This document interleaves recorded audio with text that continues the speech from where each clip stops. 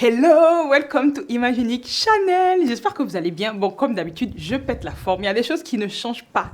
Mais encore plus aujourd'hui, parce que je suis en compagnie d'une femme incroyable, Anne Diane. Donc, Anne Diane est métisse Oui. camerounaise, polonaise. Et elle est née et elle a grandi en France avec sa mère. Kamer, elle est justement là pour nous parler de son rapport avec son métissage, comment les gens la perçoivent. Et c'est pas tout parce qu'aujourd'hui, elle est mariée à un homme noir, oui, je précise, congolais, parce que vous savez toutes les idées reçues qu'il y a autour des couples mixtes, surtout quand la femme est métisse et l'homme est noir. Et on va parler un peu de tout ça, en gros un peu du colorisme. Si ça t'intéresse, c'est tout de suite après le générique.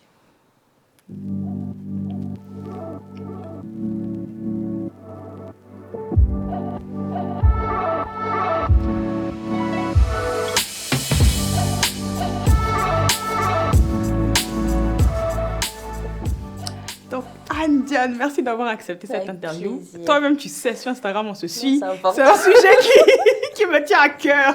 Donc, j'étais trop contente qu'une autre métisse autre que moi puisse en parler parce que je pense que des fois, les gens ne réalisent pas et plus on en parlera, je pense que les gens pourront comprendre ce qu'on peut également Non, ressentir. c'est vrai. Donc, est-ce que tu peux te présenter en quelques mots pour ceux qui ne te connaissent pas? Ok. Alors, je m'appelle Anne Diane. J'ai 25 ans depuis une semaine. Donc, en fait... Bon anniversaire, encore une fois. Je fais mes études dans le marketing et la communication digitale. Et en parallèle, je travaille chez Dorema. C'est un label de musique gospel. Ok. Voilà, je suis mariée depuis un peu moins d'1 an et je pense que... Tout est dit. Bref. En tout cas, est-ce que tu peux tout simplement... Voilà, raconte-nous ton histoire. Comment tu as vécu ton métissage de ton enfance jusqu'à aujourd'hui? Bien sûr, bon, tu peux pas aller dans tous les détails, sinon il faudrait beaucoup de temps, mais voilà, les grandes lignes, c'est ça. Donc dans les grandes lignes, comme tu disais tout à l'heure, moi je suis polonaise et camerounaise. Donc j'ai principalement vécu avec ma mère. Donc le côté polonais de ma famille, je le connais pas. Après, j'ai aussi grandi avec le mari de ma mère qui est français, donc j'ai aussi cette culture. Mais en tout cas, je suis polonaise et camerounaise. J'ai grandi en France. Je suis née en France. Je suis allée à l'école en France, donc j'ai côtoyé beaucoup de Français. Quand j'étais plus jeune, c'était pas nécessairement difficile parce que dans mon école, il y avait tout type de pays. Donc, j'ai pas eu ce problème-là. J'ai grandi en région nantaise. Ok. C'est plutôt quand je suis arrivée au collège où on a déménagé dans un petit village où il y avait 2 familles noires que c'est devenu compliqué. Et c'est surtout là que j'ai pris conscience que, aux yeux d'un blanc, j'étais pas blanche. Contrairement à la plupart des femmes de ma famille, mes cousines et tout ça, moi je voulais être plus foncée, pas plus claire. Parce qu'en fait, j'ai grandi avec ma mère, donc pour moi ma culture était camerounaise, pour moi j'étais camerounaise, donc j'étais une femme camerounaise. Sauf que l'image que je renvoyais ne représentait pas ça. Donc quand j'étais avec mes cousines, j'étais la blanche. Quand j'étais avec mes tantes, j'étais la claire. Donc ouais. Celle qui est convoitée aussi, je pense, en Afrique. Ah oui, bah oui. Oh, toi, ta dot. Je connais ça. Voilà. On faisait déjà des plans et des calculs sur ma tête. Donc je pense que c'est là que s'est posé le problème de l'identité. Parce que mon image renvoyait quelque chose, ma culture renvoyait quelque chose d'un peu différent. Et en plus, dans tout ça, je ne connaissais pas tout ce que j'étais, tu vois. Mais je pense que c'est parce que j'ai grandi principalement avec ma mère. Moi, j'ai fait le pari de partir sur ce que je connaissais le plus et sur ce que j'étais profondément, une femme camerounaise, en fait. C'est normal en même temps. Je dis souvent que tu dois t'identifier dans ce que tu as grandi, vu, et totalement normal, quoi. Mais il y a une partie où je voulais rebondir, où je me suis retrouvée. C'est quand tu as dit que tu es arrivée dans un petit village. Parce que moi, je suis née, j'ai grandi en Côte d'Ivoire. Mais à 8 ans, on a fait une année scolaire en France. Et on était genre dans un village aussi, proche de Bordeaux. Et en Afrique, j'avais pas vraiment... Enfin, je sais que j'étais métisse, mais bon, la femme claire est convoitée. Mais je ne sentais pas le côté malsain, on va dire. Même si, clairement, en vrai, il y a un côté malsain, mais je le ressentais pas comme ça. M'arriver en France... Je me rappelle déjà qu'ils étaient choqués de voir que des Noirs, pour eux, pouvaient avoir les moyens, avoir des belles voitures. Et comme j'avais des longs cheveux, depuis quand vous avez les cheveux comme ça? Et c'est vrai qu'à ce moment-là, il y a eu la question de l'identité aussi qui s'est posée. Surtout quand à l'école, il y a une scène que je me rappelle encore où moi, j'étais en CE2 et tu avais les petits de 3 ans qu'on devait prendre à la main pour aller à la cantine. Et il y a une petite qui me sort, non, je ne veux pas attraper ta main parce que ta peau va déteindre dans la mienne. Première expérience raciste, tu vois, comme Allez. ça. En fait, c'est juste l'ignorance. Parce qu'en plus, Ouais. à 3 ans, c'est pas l'enfant. Oui, C'est les ça parents. peut pas être Tu vois, en c'est soi. pas l'enfant. Et c'est vrai que là, tu peux quand même te poser ces questions. Ouais, moi aussi, c'est par des petites remarques comme ça que c'est fait. Alors moi, c'est pas nécessairement ma peau parce que... voilà. Mm. Mais c'était, voilà, pourquoi tes cheveux sont comme ça? C'est bizarre, on dirait que t'es noir, mais en même temps, t'es presque de la même couleur que nous et tout. Qu'est-ce que t'as fait? T'es bizarre. Donc c'est vraiment là que je me suis rendu compte que... ce que me disait ma mère depuis que j'étais petite, c'est que même si tu es claire, les blancs ne te verront jamais comme une blanche. Parce que tu n'es pas blanche. Et c'est vraiment là que je me suis rendu compte. C'est là que j'ai pris conscience que, ouais, elle a raison, en fait. Et comment tu as surmonté ça? Parce qu'en plus, tu es au collège, c'est hyper Ouais. tôt. Donc, comment tu fais pour surmonter ça? Et pour trouver ta place, en vrai. Je pense que le fait que je sois née claire et le fait que c'est quelque chose qui fait partie de mon identité dès mon plus jeune âge fait que je n'avais pas honte d'être africaine parce que, comme je disais, quand j'étais plus petite, j'ai pas eu beaucoup de remarques. J'ai pas vraiment vécu le racisme quand j'étais très petite. Donc, j'ai grandi en sachant que j'étais africaine et que j'étais claire. Donc, ces remarques-là étaient... Limite, j'étais même presque contente de me dire, donc... Je suis différente. Voilà. En fait, tu reconnais que je suis noire parce que dans ma famille, j'étais la blanche, la claire. Donc, au final, ça me faisait pas si mal que ça, même si, du coup, je voyais bien que... c'était un problème, et c'est surtout là que ça me posait problème. Je me suis dit, mais attends, ok, on est d'accord. Mes cheveux sont différents des tiens, j'ai l'air d'être différente de toi, mais en fait, pourquoi c'est un problème? C'est là que j'ai compris vraiment ce qu'était le racisme. Ouais. C'est là que j'ai compris qu'en fait, il y a une partie de moi, qui pour moi était une grosse partie de moi, qui ne plaisait pas aux gens avec qui j'étais. Ouais. Et du coup, toi, aujourd'hui, dans tout ça, tu te revendiques parce que je dis souvent que dans les métis, donc métis blanc, noir, je précise, il y a certains qui se revendiquent comme moi, des deux. Après, c'est vrai que moi, j'ai vraiment grandi avec les deux, la double culture. Donc, ce qui fait que je me suis jamais posé la question, est-ce que je suis noire ou est-ce que je suis blanche? Vraiment, les deux. Il y en a qui se revendiquent de noir et d'autres blancs. Toi, par exemple, aujourd'hui, tu dirais c'est quoi vraiment ton identité? Parce que c'est vrai que le Cameroun est énormément présent. Mais... je me suis posé cette question longtemps. Je me la suis posée longtemps parce que je peux pas me permettre de dire je me sens que camerounaise parce que j'ai grandi en France, je suis née en France. Comme je disais tout à l'heure, j'ai grandi avec mon papa, mon beau-père qui est français aussi. Donc je peux pas me permettre de dire non, je suis seulement camerounaise. Là où moi j'ai pris une décision, c'est plutôt géographiquement parlant. Donc j'allais au Cameroun quand j'étais plus jeune, mais j'ai fait plusieurs années en grandissant où je ne suis pas allée à cause des études et tout ça. Et j'y suis retournée récemment et je me suis rendu compte qu'en fait c'est là-bas que je me sens à la maison en fait. C'est là-bas que, quand je parle avec l'accent que j'avais quand j'étais petite, on ne me juge pas. C'est là-bas qu'on me dit, mais toi on dirait que tu es née ici, alors que plusieurs fois ici on m'a dit, mais toi tu es née où? C'est bizarre. Quand j'étais petite, j'avais un accent comme je grandissais avec ma mère. Aussi.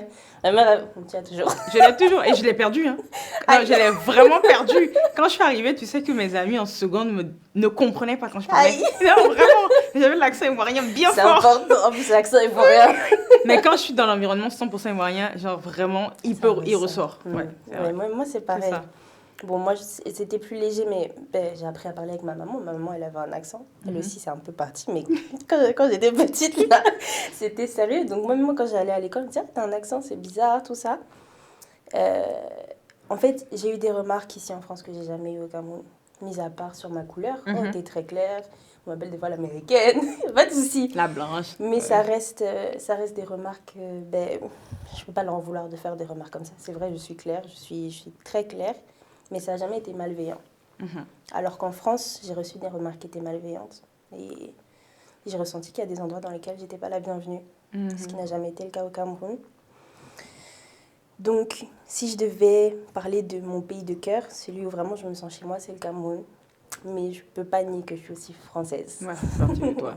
Mais c'est ouf parce que quand tu as dit que le Cameroun est la maison, c'est là où tu vois que vraiment, ça dépend vraiment des parcours. Par exemple, moi, quand je suis en France, à un moment, j'en ai marre. J'ai besoin d'aller en Côte d'Ivoire. Et quand je suis trop longtemps en Côte d'Ivoire, j'en ai marre. Non, mais vraiment, là, je suis retournée cet été. Et avec Franklin, à la fin, on était juste en mode, on rentre quand. Voilà. De toute façon, on a été confrontés aussi à la réalité. En plus, moi, je suis arrivée, j'avais 16 ans. Mais ma vie vraiment d'adulte, je l'ai quand même construite ici. Donc, je veux dire, je me suis mariée ici. Mon mari est quand même assez très francisé. Et c'est aussi une autre identité, mais j'ai vu que vraiment j'étais les deux. C'est si je reste trop longtemps en France, il faut que j'aille en Côte d'Ivoire. Si je reste trop longtemps en Côte d'Ivoire, il faut que j'aille en France. Ouais. Et pour moi, c'était un peu délicat parce que j'étais un peu en mode cet été, bon, finalement, c'est où ma place, Seigneur? Parce que. Bah oui. Et là-bas, moi, je vis le. Genre, moi, je trouve que là-bas, pour le coup, ça va être un peu plus malsain quand même, le racisme. Dans le sens où moi, tu vois, ce dont je parle, j'aborde les problématiques liées aux femmes noires. Et on va toujours me renvoyer au. T'es pas qualifié. En fait, tu peux pas en parler, Cindy, t'es belle. Genre, t'es claire, t'es ce que tout le monde veut, donc tu ne peux pas en parler. Et c'est vrai que avant, quand j'y allais, je me sentais vraiment plus ivoirienne, mais depuis que j'ai commencé à voir la réalité, à parler de tout ça, bah, quelque part, on a commencé à me rejeter parce que non, mais elle est belle. Qui elle se prend pour parler de ça, en fait? Et c'est là où vraiment je dis souvent que c'est pas une question de physique. Je pense que les complexes, on en a tous. Problèmes identitaires, on en a tous. Tu en parles d'autres. Et l'essentiel, c'est juste qu'au-delà de ça, qui tu es. Et du coup, ça, pour moi, c'est hyper dur à dealer avec. Et c'est pour ça que des fois, quand j'y suis, je dis, mais en fait, je vais pas y arriver, en fait. Ouais. Je vais pas y arriver si... Enfin, je peux pas rester tout le temps comme ça. Et c'est un long travail de mentalité, en fait. Donc, c'est vrai que ça dépend, comme tu dis. Idées. Mais c'est en ce sens-là où je me reconnais en toi quand tu dis que ici, tu as senti que tu étais rejetée. Et du coup, moi, je me sens rejetée au niveau de la beauté en Afrique. Et ici, bon, j'ai les mêmes problématiques que toi. Donc, c'est vrai que des fois, tu es en mode, bon, finalement, c'est où ma place, quoi. Même Non, si, oui, vrai. tu aimes aussi les deux cultures qui font partie de toi. Donc, voilà. Mais du coup, tu as répondu justement à la deuxième question où j'allais dire quelles sont les différences entre le Cameroun et la France. Bon, tu l'as déjà dit spontanément. Ouais. Mais tu es allée souvent au Cameroun ou... Quand j'étais plus petite, oui. D'accord. Après, c'est vraiment quand j'ai commencé à aller au lycée, tout ça. Je travaillais l'été, donc j'ai pas vraiment pris le temps. Après, mais j'ai aussi perdu ma grand-mère à cette période-là. Et vraiment, dans nos familles africaines, il y a toujours une personne qui fait que la famille est soudée quand cette personne-là n'est plus là. Oui, ça change tout, c'est ça. L'équilibre. Mais c'est vrai que du coup, tu n'es pas encore restée sur une longue période. Parce que des fois aussi, quand on y va en vacances, c'est pas pareil qu'on y vit. C'est sûr, c'est sûr. Quand j'étais plus jeune, si, parfois on pouvait rester assez longtemps. Là, récemment, non, je ne suis pas restée plus de 2 semaines, je crois. Ok, d'accord. Ok. Bon, ben, tu verras quand tu y vivras et tu me diras. Parce que moi, j'avoue qu'en France, on venait tout le temps en vacances et on avait l'air que c'est idyllique jusqu'à ce qu'on vive, tu vois. On a dit, bon, on retourne la à réalité. C'est ça, exactement. Mais bon, après, c'est la vie. Et là, on va arriver dans la troisième partie, une de mes favorites. Donc, aujourd'hui, justement, depuis bientôt 1 an, donc tu es mariée avec un homme congolais. Et je suis dans le même cas de figure que toi. Donc, Claire, mariée avec un noir, mon mari est ghanéen. Et tu sais, il y a beaucoup d'idées reçues, de clichés, de stéréotypes autour de ce couple. Et en particulier quand la fille est claire. Et moi, je dis souvent que ça, c'est à cause des médias aussi. Parce que c'est vrai que la plupart des hommes africains en France, ils sont tous avec des femmes claires, les footballeurs. Et du coup, on associe, on aime nous associer pour dire qu'eux, ils aiment les femmes claires, que c'est parce que ça fait plus beau. Moi, je dis toujours qu'il y a peut-être certains, c'est leur vrai goût, et d'autres, peut-être, le font aussi par intérêt, mais on ne peut pas mettre tout le monde dans le même panier. Et finalement, comment tu le vis? Parce que franchement, je pense qu'il faut en parler. Comment tu le vis? Pour être honnête, quand j'étais petite, je l'ai souvent entendu. Non, vraiment, tu es claire, tu vas pouvoir te marier avec un homme bien blanc, tu vas voir, tu vas lui plaire, vos enfants seront tous blancs, blonds, les yeux blancs. En plus, moi, j'ai les yeux clairs, donc voilà, tu vas pouvoir avoir des enfants avec les yeux bleus. Et depuis que je suis toute petite, j'ai dit, c'est pas ça. Donc, toi, tu savais que ça allait pas être ça? Ouais, vraiment. Okay. C'est pas ça, j'ai toujours dit, écoutez, même ma mère, je disais, maman, vraiment, prépare-toi, parce que c'est pas un blanc que je vais te ramener, je le sais. Comme quoi, ouais. Donc dans mon entourage, j'ai pas eu de remarques parce que depuis que je suis très jeune, j'ai bien fait comprendre que j'étais plus attirée par un homme africain qu'autre chose, que ce soit au niveau du profil physique ou même de la culture. Maintenant, les regards, je les vois. Les regards dans la rue, je les vois. Surtout quand moi si je me lisse les cheveux c'est fini hein. On peut même pas deviner on doit te prendre une chabine tu vois. Voilà c'est ça, on peut même pas deviner que je suis africaine donc je le vois bien quand je marche avec lui, je vois bien les regards de femmes noires par exemple qui se disent ah donc lui c'est ça qu'il est parti chercher. Ça me dérange pas, honnêtement ça me dérange pas parce que je pense qu'il y a quelques années ça m'aurait dérangé. Aujourd'hui je sais qui je suis. Aujourd'hui je suis née d'une femme noire, qui elle-même est née d'une femme noire. Je vais donner naissance à une femme noire peut-être. Donc je suis une femme noire, même si c'est un noir plus clair. Je reste une femme noire, donc ces regards, pour moi c'est des regards d'ignorance. Après il y a aussi le moment où tu te prends en main et tu cherches un vis-à-vis. Moi mon vis-à-vis je l'ai trouvé en Dieu. Voilà, j'ai trouvé mon vis-à-vis en Dieu et Dieu m'a montré qu'en fait... Déjà, c'est moi qui t'ai fait comme ça, donc tu vas pas te plaindre. C'est ça, c'est une grâce en fait. Et je t'ai fait comme ça pour une raison, et c'est pas parce que je t'ai fait clair que tu peux pas être africaine, c'est pas parce que je t'ai fait clair que tu peux pas parler avec des Africains, c'est pas parce que je t'ai fait clair que ça enlève qui tu es. Donc, je m'enracine dans cette pensée-là, et les gens vont toujours parler. Si Ça, je m'étais mis clair. avec un blanc, on allait me dire que c'est parce que t'es métisse, maintenant tu te mets avec les blancs, tu oublies d'où tu viens. Les gens, ils vont toujours trouver quelque chose à dire, donc... Non, mais t'as vraiment raison. Hein, parce que moi, oui, j'ai vu que c'est un problème, c'est encore cet été, quand on est parti au Ghana. Et là, on est parti hors de la capitale, tu vois. Genre, c'est là où j'ai vu quand même que En dans tout les cas. capitales, encore ça allait. Quand on est allé hors de Accra, on allait genre à 2 heures. Bon, allez, les routes sont mauvaises, donc 5 heures, mais à Kumasi.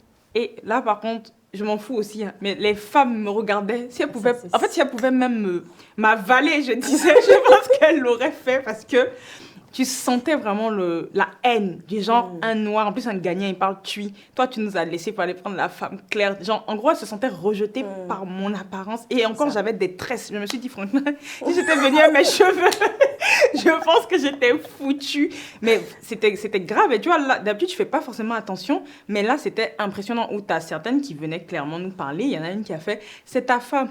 Elle est belle, oh. Mais du genre, Ouais, moi, je suis pas sait. belle, tu vois. On sait. Et là, j'étais là, mais... Et moi, par contre, à l'inverse de toi, moi, avant mon mari, bon, j'ai pas eu beaucoup de copains, mais comme je te dis, moi, j'étais avec, inconsciemment, je pense que je faisais pas exprès, mais inconsciemment, j'étais qu'avec des métis. Genre, même métissage que moi, mais je me rendais pas compte. Et c'est parce qu'en fait, j'ai toujours recherché quelqu'un qui était métisse culturellement, en vrai. Depuis toute petite, moi, j'ai toujours dit, je sais que je vais pas me marier avec un blanc aussi, en tout cas, qui a la culture blanche 100%, c'est pas possible. Et j'ai toujours su que j'allais pas me marier avec un noir qui avait la culture 100% noire. En fait, vraiment, je suis les deux, tu vois. Je voulais me retrouver, c'était vraiment ça mon identité. Et du coup, pour le coup, les métis avec qui j'étais, on était nés, on avait grandi en Côte d'Ivoire, tu vois. Donc, je me retrouvais naturellement en eux. Et avant d'être avec mon mari, je suis restée 8 ans avec un métis. Et donc, forcément, là, quand j'ai rompu, ça a choqué tout mon entourage. Et j'ai senti que même de mes amis, même si c'était pas dit, que, tu vois, les petits clichés du genre, quand j'ai dit à une de mes très bonnes amies que j'étais plus à lui, elle m'a dit, je suis sûre que ton nouveau, c'est un métis. Et j'ai dit, non, ma chérie, tu te trompes, en fait. C'est un noir. Et je sentais aussi que même d'autres proches, c'était en mode, non, tu peux pas regresser. Tu peux pas... Mais c'était vraiment ça. Donc c'est moins bien, ouais, tu peux pas regresser, Cindy. En plus, nous, c'était le couple, genre, dit idéal, tu vois. Il était comme toi. Vraiment, ton profil. Il fait un peu, genre, les yeux verts, pareil, et tout. Et donc, les gens nous idéalisaient énormément, du genre, de métis, etc. Et tout. Et quand, bah, ça s'est fini et que j'ai fait comprendre que non, c'est Franklin, mon mari, ça a choqué tout le monde. Et c'est là où j'ai vu comment les gens me percevaient. Du genre, ah, mais en fait, les gens, ils se disent qu'une métisse, nous, on veut rester contre nous. Alors que je faisais pas exprès. Et j'ai toujours dit que moi, c'est pas une couleur de peau que je marie. J'aurais pu marier un blanc qui était métisse culturellement, comme j'aurais pu marier un métis, comme j'aurais pu marier un asiatique. À partir du moment où je retrouvais, c'était vraiment ça mon critère. Je retrouvais ce métissage. Et mon mari est né, il a grandi en France, mais il est ghanéen. Il a été élevé par des gagnants. Donc, il a ce métissage-là, en fait. Et c'est vrai que moi, ça a été là, et jusqu'à présent, bon, maintenant, les gens ont compris, mais, enfin, mon entourage proche, mais c'est vrai qu'à chaque fois, des fois, tu dois te justifier, mais je ne le... Enfin, je le fais plus non plus aussi, dans le sens où, bon... Vous n'avez qu'à comprendre ou pas comprendre. C'est ça. Vous voulez pas comprendre, en fait, à un moment, tant pis. Mais c'est vrai que pour des plateformes comme ça, j'en parle parce que je me dis que c'est important que les gens... Enfin, moi, c'est comme toi, hein, c'est en Dieu aussi que j'ai compris que, en fait, à un moment, l'amour, déjà, n'a pas de couleur.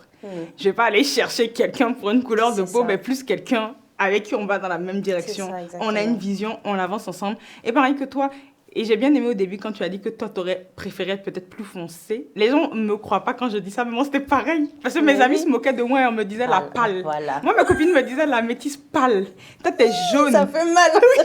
En fait, elle le disait pour rigoler. Et moi, mais avec du recul, c'est après j'ai compris, quand j'ai fait mon processus aussi de reconstruction, tout comme toi en Dieu, que j'ai compris que en fait, ça m'avait atteint quoi, inconsciemment, du genre, oui, t'es clair, et alors, et après, voilà, tu t'acceptes. Donc, tout comme toi, je pense que, comme elle l'a dit, acceptez-vous, il n'y a que ça de vrai. Je ne sais pas si tu veux passer un dernier message à la communauté.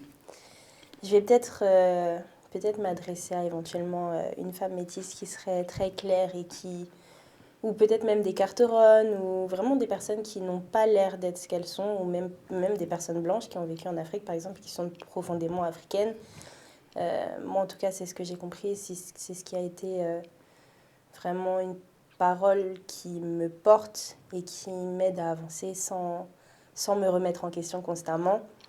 c'est qu'en fait, ce que je suis ne dépend pas de ce que les autres vont voir de moi s'ils ne me connaissent pas.